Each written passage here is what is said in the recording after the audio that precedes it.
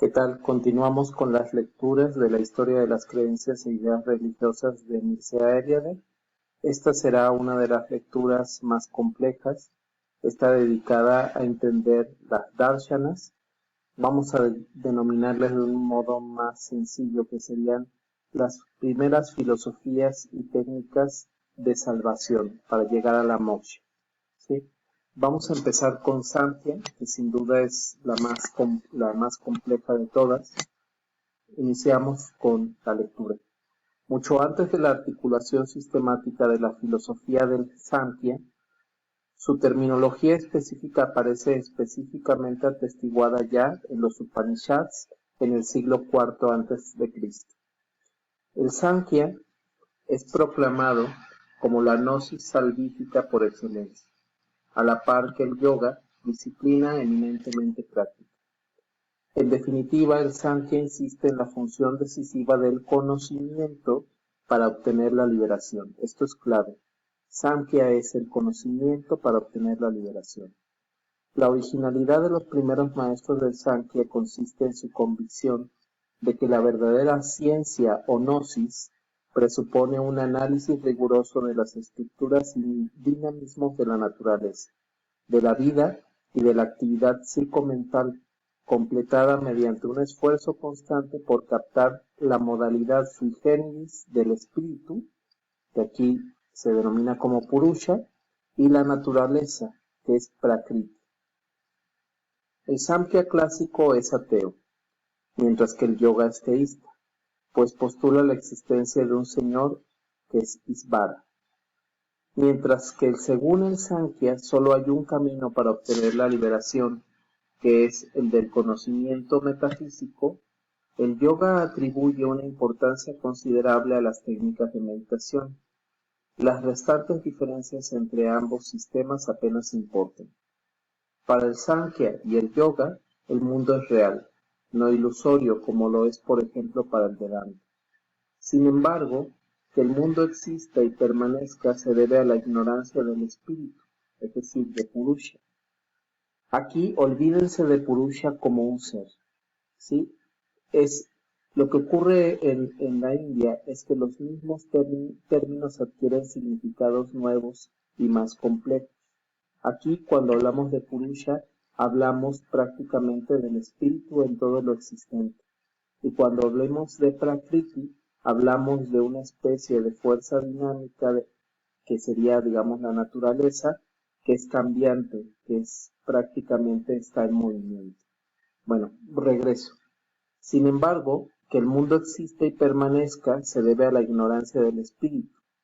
Las innumerables formas del cosmos, así como sus procesos de manifestación y desarrollo, solo existen en la medida en que el espíritu, el yo, se desconoce, y en virtud de esa ignorancia sufre y se halla esclavizado. En el momento preciso en que el último yo haya alcanzado la liberación, justamente entonces se reabsorberá la creación toda en la sustancia primordial o prakriti. La sustancia, prakriti, es real y eterna en la misma medida que el espíritu, purusha, pero a diferencia de este es dinámica y creadora. Aunque es perfectamente homogénea, esta sustancia primordial posee, por así decirlo, tres modos de ser que le permiten manifestarse de tres maneras distintas, a las cuales se les llaman gunas, ¿sí? Sattva, en una de las gunas, es la modalidad de la luminosidad y de la inteligencia. Rajas, la modalidad de la energía motora y de la actividad mental. Tamas es la modalidad de la inercia estática y de la oscuridad psicomental. Estos gunas, por consiguiente, presentan un carácter doble, objetivo por una parte, puesto que constituyen los fenómenos del mundo exterior, y subjetivo por otra, ya que sustentan, alimentan y condicionan la vida psicomental. A partir del momento en que sale de su estado inicial de equilibrio perfecto y asume unas determinaciones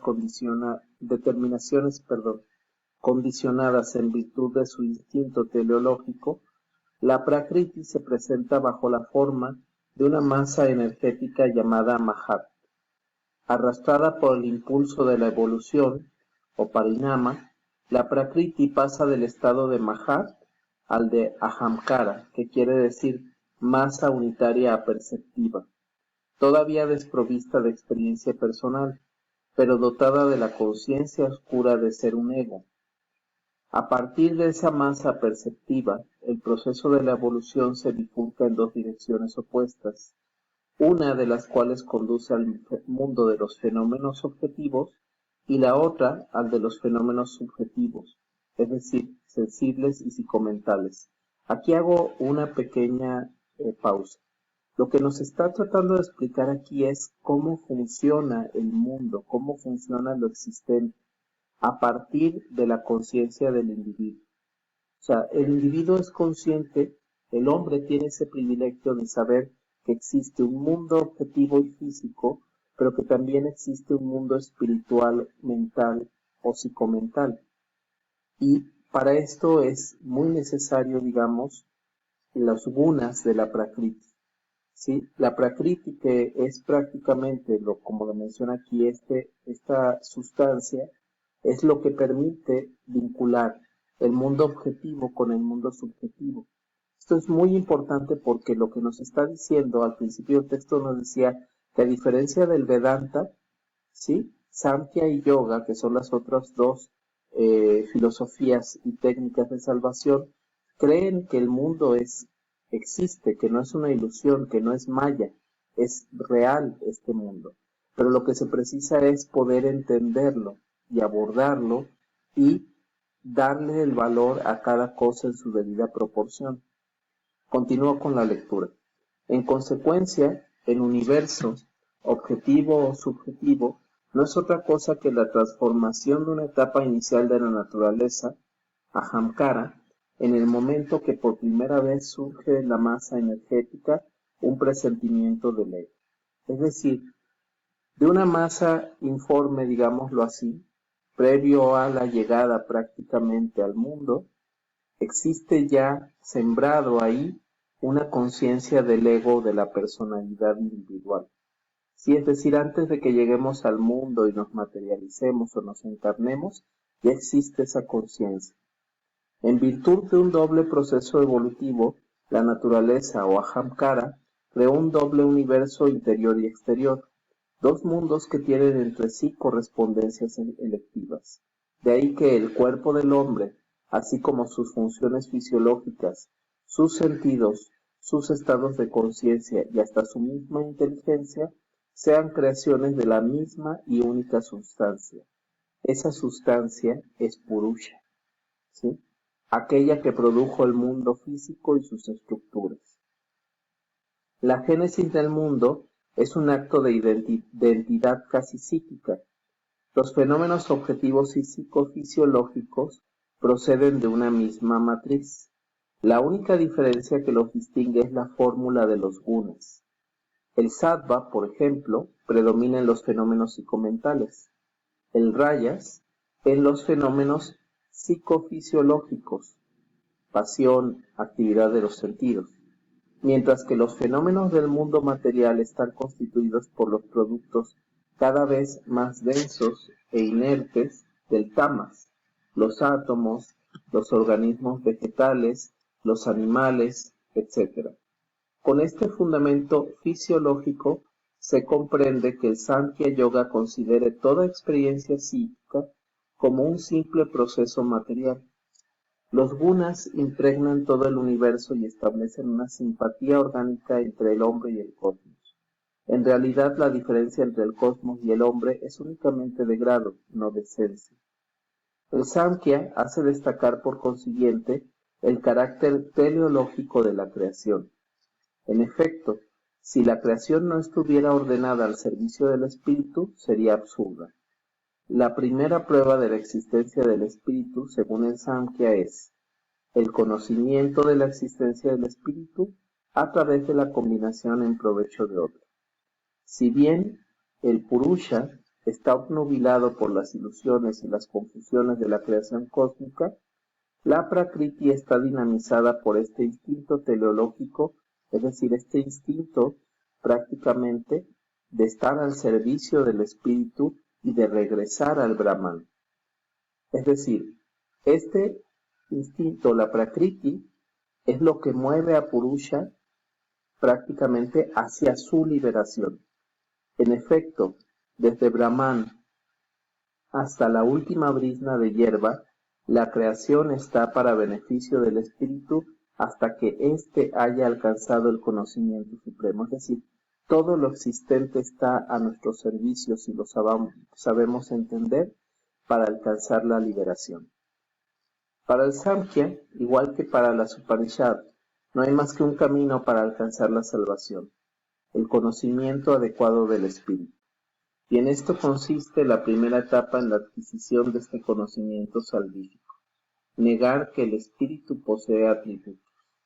Esto equivale a negar el dolor en cuanto a que nos puede afectar, a considerarlo como un hecho objetivo exterior al espíritu, es decir, carente de valor, de sentido. Desde el momento en que entendemos que el yo es libre, eterno e inactivo, todo cuanto nos sucede, dolor, sentimientos, volición, pensamientos, etc., no nos pertenece. Este pensamiento es muy importante para entender el Bhagavad Gita. En el Bhagavad Gita está muy presente la doctrina filosófica del Samkhya. No niega la existencia ni de lo físico, ni del mundo real, ni del dolor, ni hace que el hombre sea parte del mundo. Al contrario, lo que está haciendo es hacerlo consciente de su pertenencia, digamos, física a ese mundo, pero no a ligarse con él y a desapegarse de él desde el punto de vista de que su espíritu, que es lo que realmente importa, terminará yendo o buscando su liberación. ¿Sí?